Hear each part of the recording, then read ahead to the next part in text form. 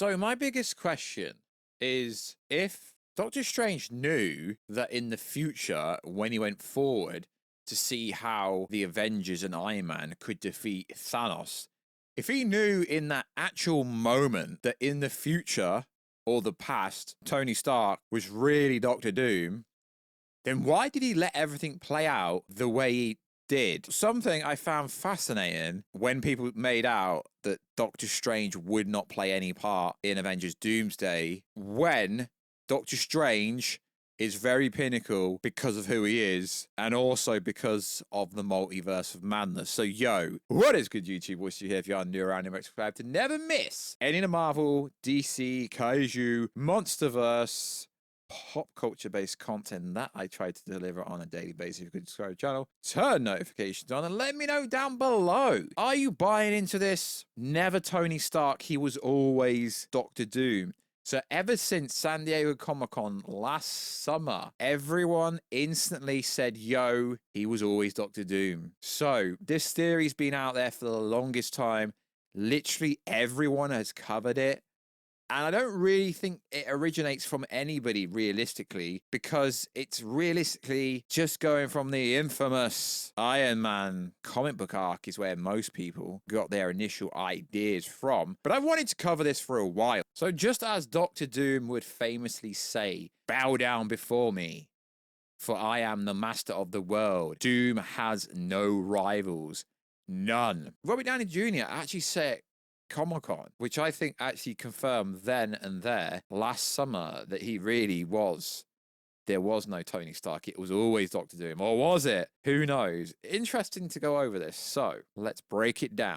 So just like RDJ said back at Comic-Con last summer, I like playing complicated characters. He said, new mask, same task. Is this a sign of desperation? No, but the Russo brothers and RDJ were missing out some pinnacle key points. They came out recently and said, he's the only actor in the world who can play this role. Cool story, bro. But then they came out and said, because there's a huge connection between the Iron Man Tony Stark that was in the MCU and this Doctor Doom, which made things a little bit more interesting. So if you could, check us out on Instagram at Warstu to see the beautiful face behind the beautiful voice. And also, we have a channel on there, which I can post stuff a lot faster than I can on this YouTube channel.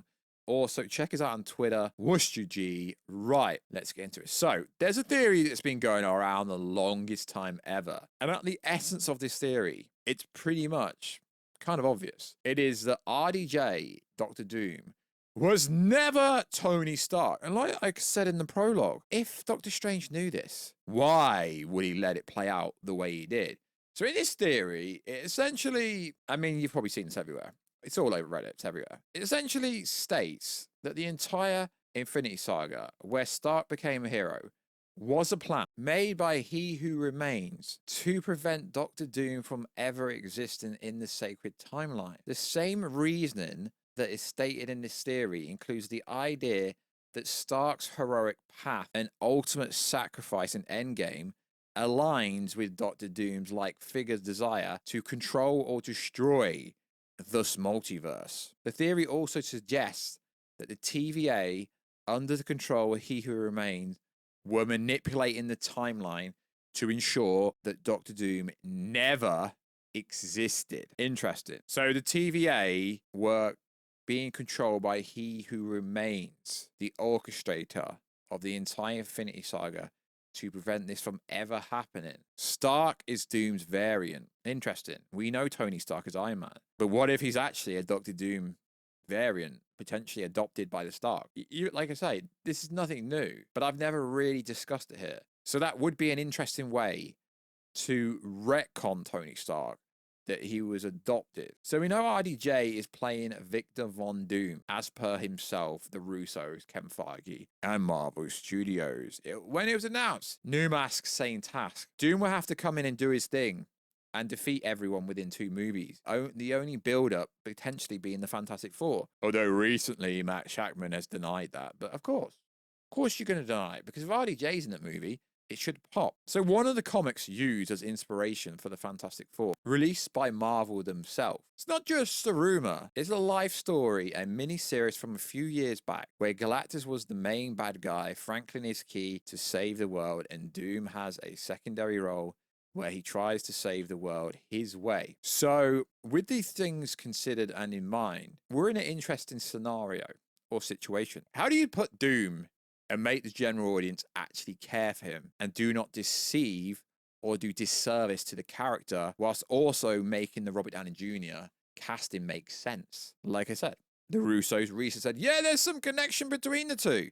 Now, we all know RDJ playing Doctor Doom is a gimmick. It's never brought up that his face, Doom and Stark, look alike. It's ignored for now, but it will be addressed later on. There's no way doing this stunt casting amongst the multiverse saga is just to get people in the theaters with a big name of RDJ. They could have grabbed any Oscar award winning actor if they wanted to do that, or a much better actor like your boy Cillian Murphy. Doom may be evil. Tony Variant, who for some reason decided to go by the name of Doctor Doom when turned evil because of some reasons. See, I doubt Doctor Doom is even going to have much of a build-up before we get to him. But to make him an evil Stark would be compelling, yet at the same time convoluted and pretty stupid. So the theory about Doom is really Tony, or Doom is in Tony's body, it is one that people might get behind. But there's no way RDJ is signing up to feature in 2 movies for something that's so weak. There's got to be some dramatic build-up, you know? Hence why he said, new mask, same task. So, the Fantastic Four movie is going to have to be pinnacle. Even if he doesn't play much of a part in it, it's going to have to be important for the MCU build-up. So, essentially, in the MCU, there's no native Doom to the 616 who grew up to look like RDJ. But it could be in this case that his parents were killed, and through S.H.I.E.L.D.'s contract, Howard and Maria, who couldn't have kids, adopted him and named him Tony Stark. Meanwhile, in the Fantastic Four universe, he grew up normally. Either the Starks don't exist, or got killed, or couldn't have kids, and their own Tony looks totally different. If they did reverse it, it'd make no sense. So I could assume that they do some kind of origin story where the Von Dooms are royals, and even the Starks were killed by Hydra, or whatever, or some kind of story like that. Why would a European family adopt a random American baby? It cheapens Doom in the eyes of the public. It just makes him evil Tony Stark. And we're back to square one. They can't just do an evil Tony Stark. So basically, they've got to somehow retroactively make you care for whatever's going on with this Doom. As essentially, we've got 10 years of development with Tony Stark, right? So whatever this Doom backstory is, it's got to be better than the whole Tony Stark storyline. So, if they adopted Tony instead, it'd be emotional crux of the film, where RDJ Doom sees an alternative path where a hero decides to sacrifice himself at the end of Secret Wars to kickstart the multiverse again. If it all fits together perfectly, then there's no way RDJ will be playing a villain who's motivated by a rivalry or loss at the end. Period.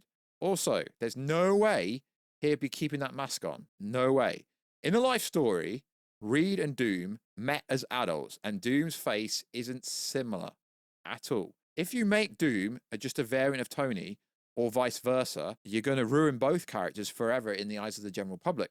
And it's not the comic book fans you have to convince with this story of RDJ playing Doom, it's the actual general audience. So the most likely scenario would be that Tony will be retconned as an adopted Doom. And sure, it's just a theory, but they've got to do it in a way that makes chronological sense so that the general audience retroactively can invest in Doctor Doom as if he's potentially a new guy with the same face as the old guy, just on a different path. Then neither character is destroyed, since they can be recast and have variants show up as different people in potentially a post-Civil War universe. Howard and Marie will have a biological son named Tony Stark, who grew up to look different. Doom's mother had a different sperm from his father's. You know how humans are made. Effectively, no genuine connection between Doom and Stark on a biological level. It's just that in the 616, there's a vacuum of Tony.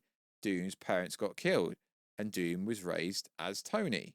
It's a snug fit, all things considered. It's the only way they can do it to make it make sense without just having it be, oh yeah, Doom is an evil Tony Stark. So I can see why there's a lot of the, oh, Tony Stark is Doom, Doom is Tony Stark theories going around. So in the sense of the TVA were under the control of He Remains, and they were pruning realities to ensure the timeline remained on track so Doom never existed, they can essentially retcon the storyline in a way so that Tony was adopted in a way. But then you've got to come up with the motivational part for Doom. So this theory suggests that Doom's actions are even heroic.